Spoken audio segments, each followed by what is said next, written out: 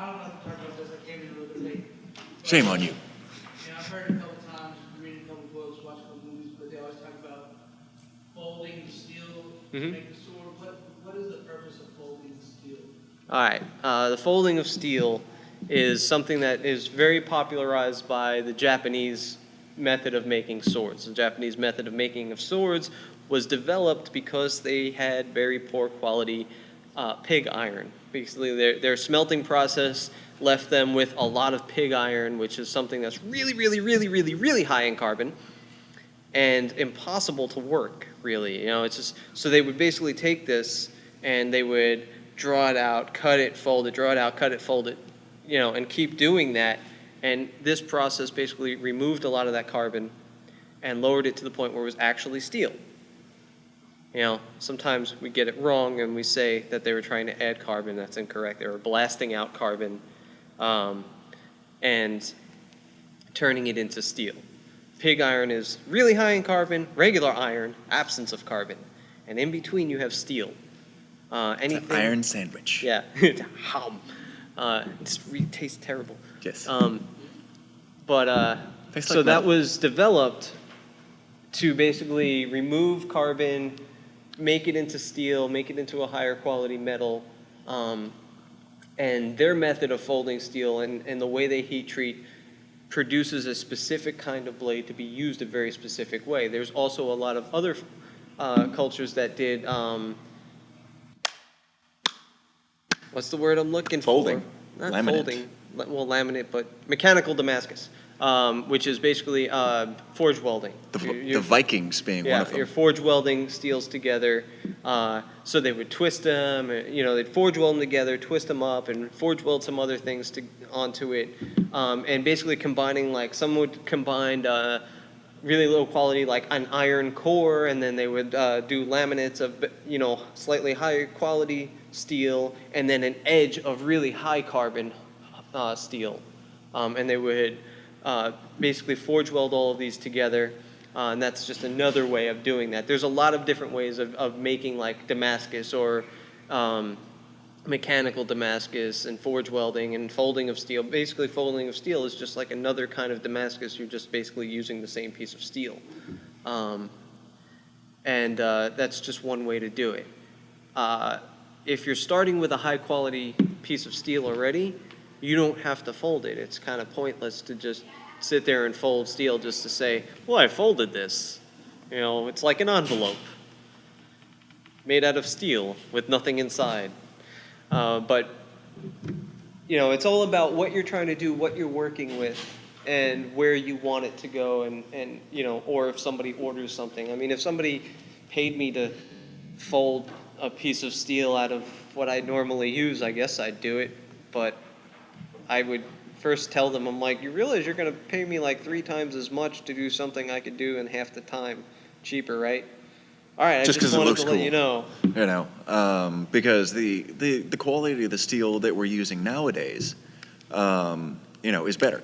You know, pretty much the only reason people fold steel now is, one, to get for the steel to act a certain way. 2 is because it looks cool. You know, they like the way it looks. They like the light and the dark bands. They like the fact that it shows that somebody put work into that. Instead of just being a clean piece of steel, you know, it's got bands and history. You know, which I can totally respect. You know, that's somebody else's workmanship. They put a lot of time into that. It's not really necessary. Or they're working with similar materials. You know, like there are guys who also do that. They use those original types of materials, or they'll use an iron core, and they'll make a multi-laminate and start folding the steel and all that because they're starting with those original materials. But we have the option to start with an already existing piece of high carbon steel where we don't have to fold it, we don't have to, you know, add things to it. I prefer to do it that way. I prefer to start with something that's already high quality because I'm already going to do 80 hours of work just to make this blade. I don't really see a reason to make it even harder on myself. Plus, I don't use a power hammer. It's a lot easier when you have a power hammer. You know, you can take all this Or stuff 5 and apprentices. like, oh yeah, or 5 apprentices.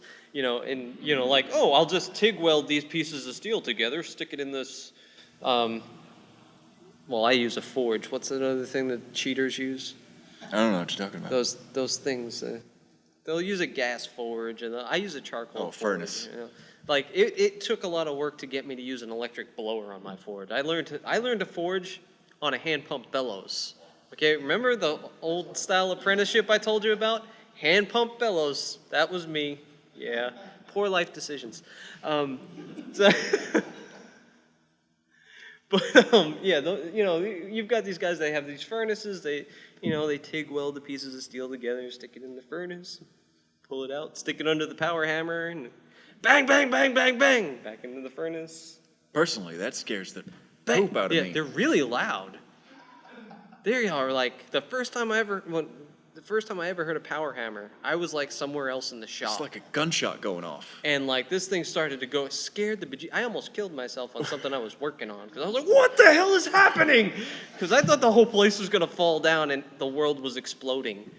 And then like I looked over, I'm like, what the hell is it? Because it was one of those old ones. Oh, It was like this little giant giants. metal thing, and it was like almost as tall as the ceiling because it was under somebody's house. Like the guy I apprenticed under, big house on a hill, and underneath was the shop. And at the bottom of the hill was this little house I shared with somebody else who worked in the shop.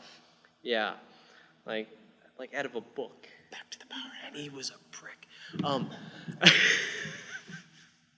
But the power hammer was huge. It was this big metal old thing, and it just didn't even look like it worked. And then you put your foot on the little pedal that runs it, and everything explodes. But I don't really like that. I don't. It's just it's like. What do you do? Oh, I forge metal. No, the machine forges metal. I prefer 5 apprentices. It's just because we like minions. Do you typically custom make pieces for customers, or do you just create a piece and it needs to find the right? We'll put it to you this way. We make what comes into our brain until somebody asks us for something, and then we go along that way. So yes, we do custom pieces, but I mean, a lot of times we'll go months without people asking for a knife. That way we just remind people, hey, there are knives out there, and they sell that way. And Internet Poorly. and lots of friends. very bad. We are marketing ourselves. Yeah. This is how we do it. I would say that 90% of our sales are friends and friends of friends and friends of friends. Slowly but surely the circle's widening. But it's kind of hard nowadays because you've got your $50 store-bought blade, that people assume is just as good as what we do. My opinion, that steel is better off being made into a fork. Yeah. Folding fork. Yes. Do you do just swords, or do you do axes, hammers and things like that too? Anything that has a blade on it, I'll make anything somebody gives me money to make. unless it's a buster sword. No, they give me enough money, I'll make it. It's gonna be a lot of money. It's gonna be a lot of money. Because I'm gonna add a huge stupid tax to it.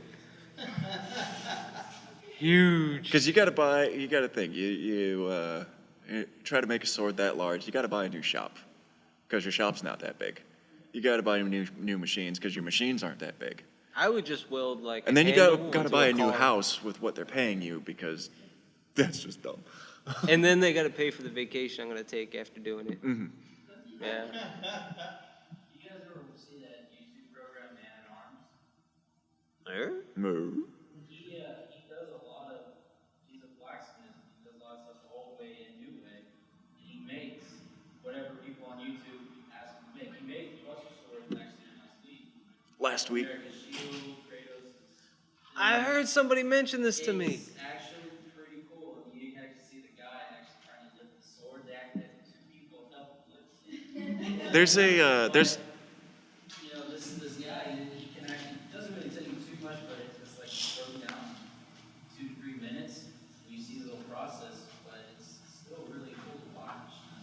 Man at Arms. We'll have to remember that. We'll Oh have wait, this is on video. We can watch this again. This is awesome. We get to remember stuff. Hey, we're going to be on YouTube. We are on YouTube. Well, not YouTube. What is the thing called? I don't know. We're on the internet. Look up Friendly Neighborhood Bladesmiths. We're running an Indiegogo campaign so that we could add some more stuff to our shop and kind of push what we're doing a little further and try and take the next step so that we can do more shows like this. This is like we did this show last year. We haven't done another show since. Like this is our first time back, but we haven't gotten into any other shows. We want to be able to do more shows and make more things and you know, kind of like spread the word about what we do and what's out there and what other people do too, like Mr. Man at Arms. No. We're slowly but surely thinking about working our way in that direction. It's expensive. It's really expensive. It requires a down payment on a house just to get a booth there. It's like $2,500 to get. Oh, all right, $2,500 to be able to get a booth in there right, and then you have to supply your own tent. So you basically have to have a booth that you basically build and put in there, and it's an eight-week commitment. I think it's 8 weeks long. So like we have to have enough stuff to sell over the course of 8 weeks.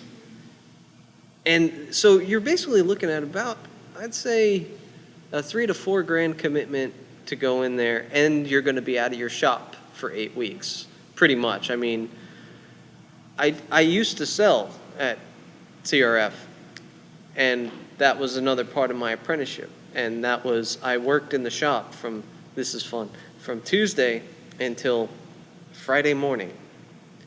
And Friday morning was spent packing all of the things that were made, and then driving to TRF, setting up, and then working TRF, which is like 12 to 15-hour days, and then packing up on Monday morning, driving back to the shop, unloading everything, and working in the shop to make more things. There was no sleep ever. All right, guys. If we ever get to do a Ren Fair, That's one of what the we things plan we on want to doing. do is we want to. Yeah, we would like to set up a forge in the like where we have our booth and actually make things in front of people, which is something that they don't really do at the fairs like that. You have the blacksmiths that make stuff, but there's no bladesmiths, there's no weapons makers making stuff right there in front of you, like with hand files and stuff like that. And then like at the end of the day, you could come by and stop and they're like, wow, that thing was a square piece of metal earlier today, and now it's a mostly finished knife. That would be awesome. We'd love to. That's one of the steps that we'd like to be able to jump to. So go to Indiegogo campaign, give us money. All right, guys. What? We got to stop talking now. Oh, we have to stop. Our time is up. Tomorrow, we'll be back at 11. In the morning. Bring coffee. Yes, lots of coffee.